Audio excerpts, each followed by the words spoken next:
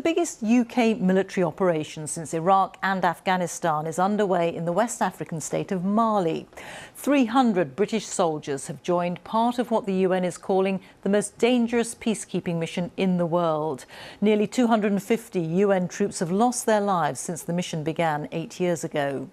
Mali is suffering from a rise in violent Islamist extremism coupled with severe poverty.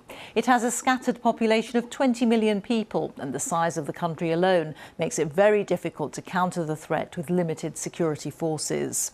The BBC's defence correspondent Jonathan Beale and cameraman James Anderson are the first broadcast journalists to join British troops on patrol. British troops are back in harm's way, in their most dangerous deployment since the wars in Iraq and Afghanistan. This time as part of a UN peacekeeping mission in Mali, a country in crisis, suffering extreme poverty, the impact of climate change, weak governance, and a surge in violent extremism. More than 300,000 people have been forced to leave their homes.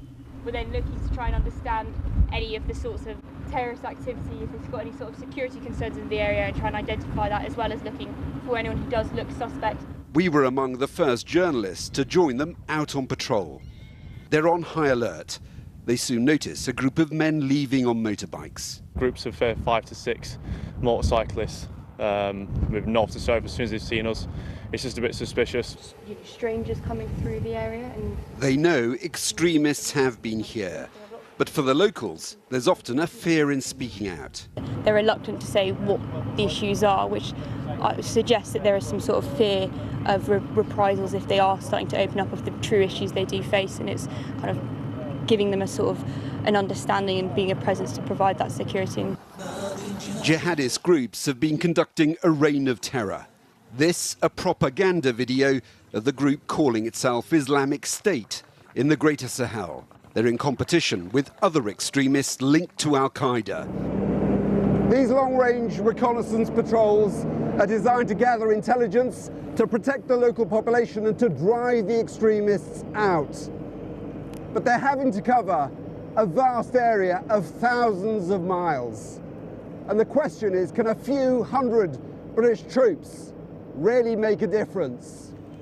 Tens of thousands have become refugees in their own country. These families have left their villages for the relative safety of a nearby town. The victims of the violence. He said they killed some of their family, most of their family. They killed. You killed most of their family? Anything we can do to allow them to live a normal life free from fear of rape, murder or robbery is a success for us. They're having to work alongside Mali's own security forces, who've been accused of committing human rights abuses. But they're taking casualties too. 30 Malian soldiers were killed in an ambush here just a few weeks ago. So what if the British become the target? If someone's going to attack us, we are not going to sit and watch them do that. We will defend ourselves. And if someone is going to attack or is about to attack the local nationals, then our job is to protect them. And if protecting them involves using violence, then we will use violence. The UK is committed to this peacekeeping mission for at least 3 years. But thousands of French troops have been fighting in a separate counter-terrorism mission here since 2013. For Britain, the question is, can it really help bring peace to Mali? Or is this another long, unwinnable war? Jonathan Beale, BBC News, Eastern Mali.